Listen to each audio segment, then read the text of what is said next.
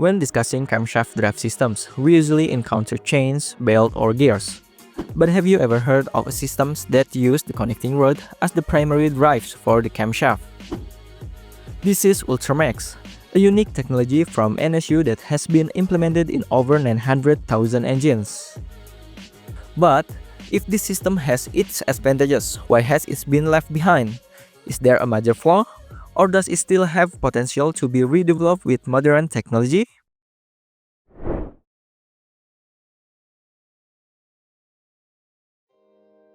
In 1958, NSU, a brand now under the Volkswagen Audi umbrella, developed the Ultramax system, a camshaft drive mechanism that doesn't use chains, belt, or gears, but instead relies on a connecting rod. This technology was implemented in over 900,000 engine units. With the advancements of materials such as aluminum and carbon fiber, could this system still be viable? Could it be more efficient alternative to chains or belts? To find out, let's first explore the specifications of the engines that originally used this technology.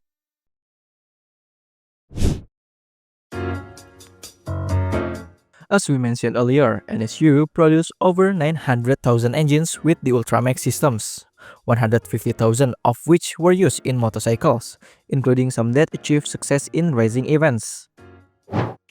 One of the car models that featured this engine was a 900cc two-cylinder vehicle launched in 1958. Powered by the Ultramax engine, it produced 35 horsepower at 5,500 rpm with a bore of 76mm and a stroke of 66mm, resulting in an over-square configuration. The compression ratio was 7.5:1. This engine was mounted at the rear of the vehicle and used air cooling. Additionally, the starter motor also functioned as dynamo to charge the battery once the engine was running. The system, known as DynoArt, was developed in Germany. When compared to the 1960 Fiat 600, which has a 4-cylinder water-cooled engine, the NSU engine shows several advantages, particularly in its power output. The Fiat only generates 25 horsepower at 4,600 rpm, 10 horsepower less than the NSU.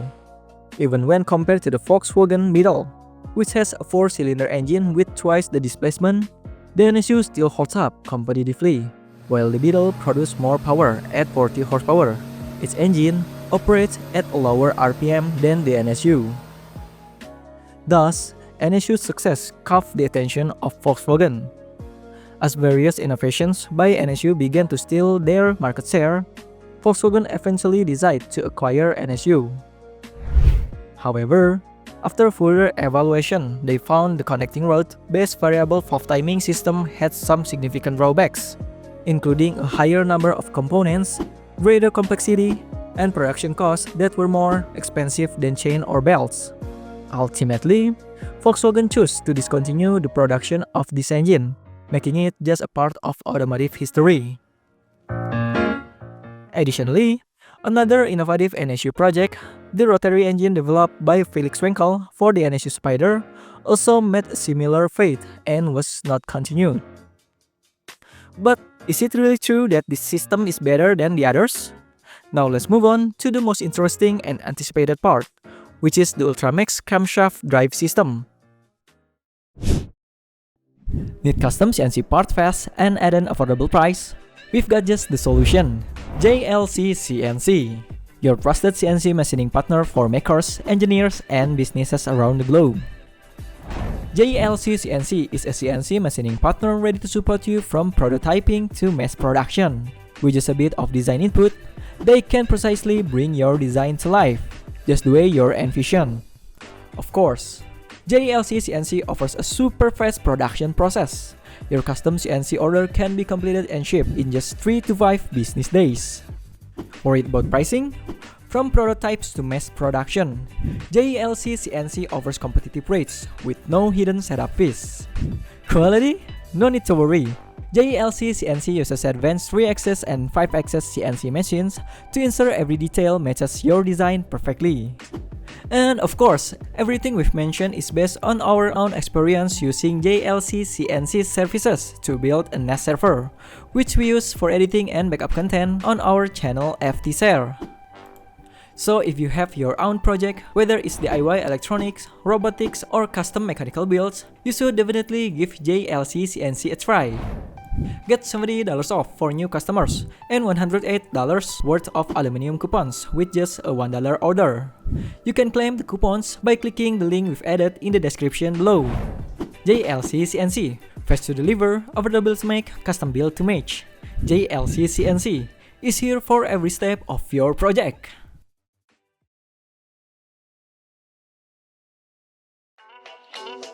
In this system, the camshaft is equipped with two eccentric circles and rotates at half the speed of the crankshaft.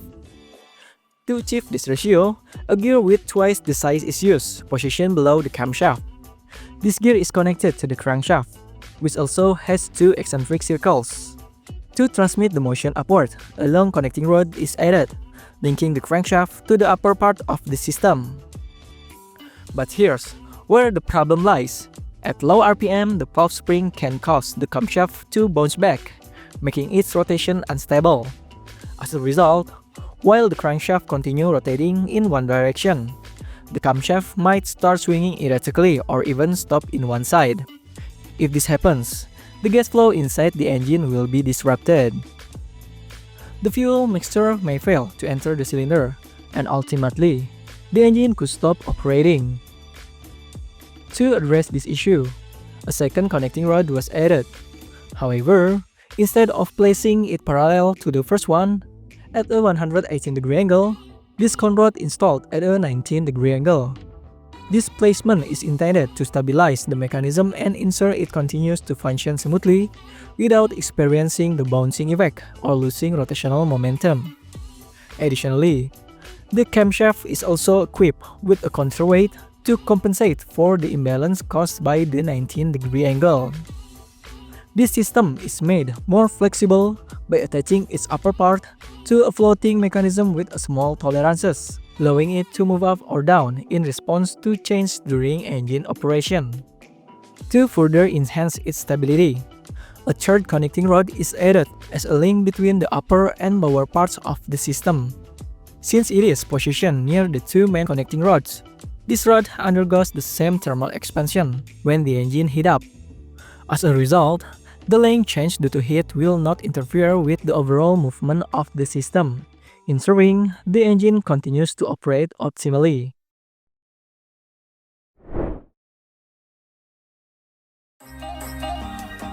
Initially, this engine used a gear system with the camshaft placed at the bottom of the engine block. To operate the valve, push rods were used, a connecting rod to move up and down in sync with the camshaft rotation. The system proved reliable and was widely used in various conventional engines.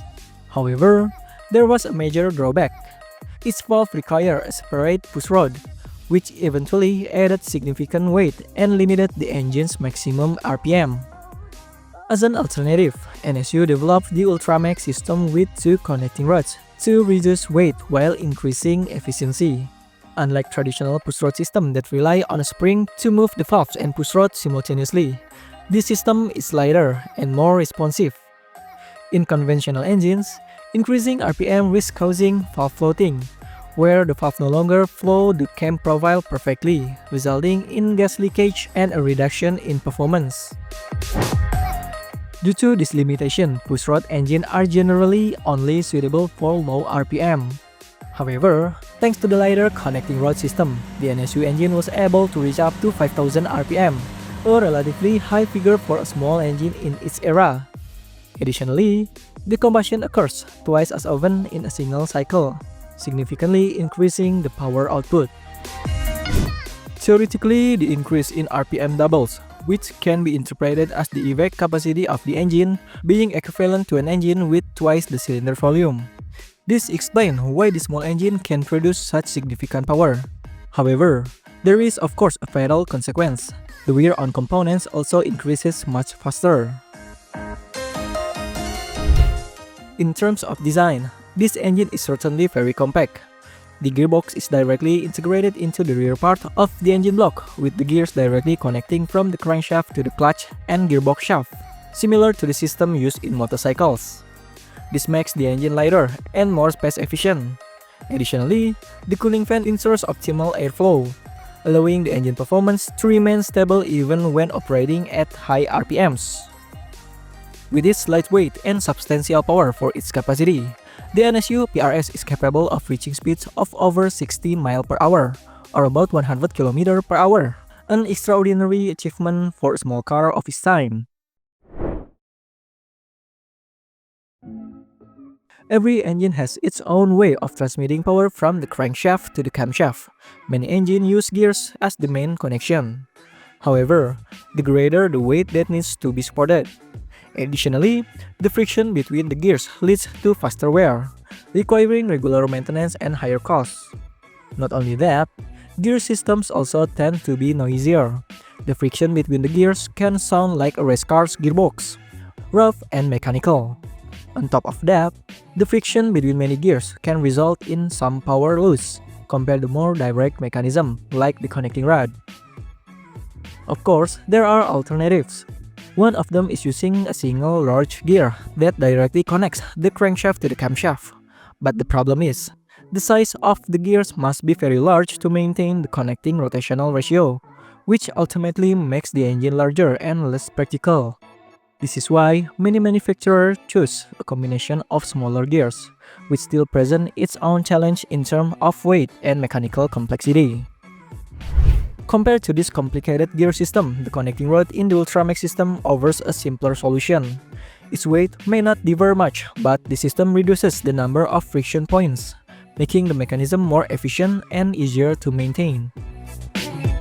If we look further, the concept of the connecting rod is actually not new in the world of mechanics.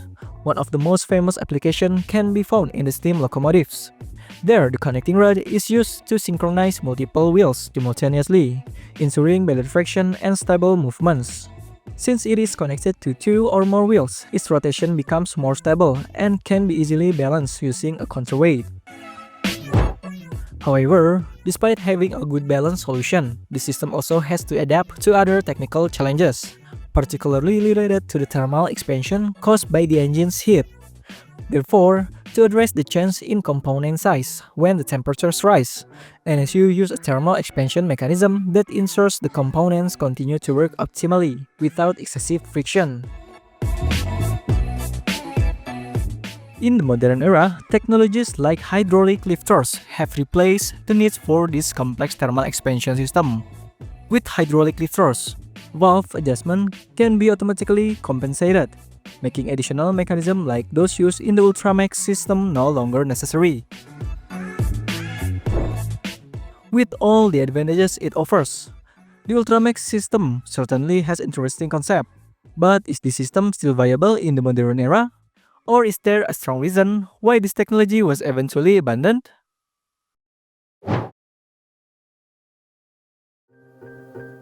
As automotive technology evolved, connecting rod systems like Ultramax were gradually abandoned in favor of more particular mechanisms. Today, the two main methods most commonly used to transmit power from the crankshaft to the camshaft are belts and chains. Both are simpler, lighter, and require fewer components compared to the connecting rod system. But of course, it has its own advantages and disadvantages. One of the main reasons why manufacturers switch to belts is their lightweight and high flexibility. Belts also operate more quietly than chains or gears, making the engine smoother and more comfortable for daily driving. But behind its advantages, belts have one major drawback: durability. Compared to chains or connecting rods, belts wear out faster and have a shorter lifespan. This is why some manufacturers have started using wet belts, which operate inside engine oil to reduce friction and improve durability. However, this technology certainly comes with its own set of problems.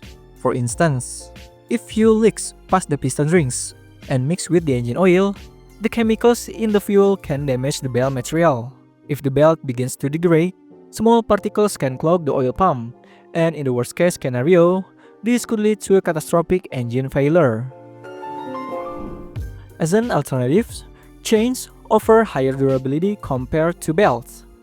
Chains work with sprockets, much like gears, making them stronger and less frequently replaced. This is why many high-performance cars or commercial vehicles still use chains as the camshaft drive system. However, this doesn't mean chains are without their drawbacks. To keeping working properly, chains require guides and tensioners to maintain tension. The problem is, these components experience continuous friction, so they can wear out and need replacement over time. Additionally, chains are sensitive to oil contamination. If you mix with the oil in excess, the chain can stretch by several millimeters. Then if the tensioner reaches its limit, the chain can skip or even detach, which could lead to serious engine damage. While chains are clearly more durable than belts, regular inspection and maintenance are still necessary to ensure the system functions optimally. Each system has its own strengths and weaknesses. Belts are lighter and quieter, but their durability is limited. Chains are stronger and less frequently replaced, but they still require maintenance to remain in optimal condition. Meanwhile, the connecting rod, despite its intriguing mechanism, was eventually abandoned due to its complexity and high production costs. But is it possible for connecting rod system to make comeback with modern technology? Or has it truly been replaced by belts and chains?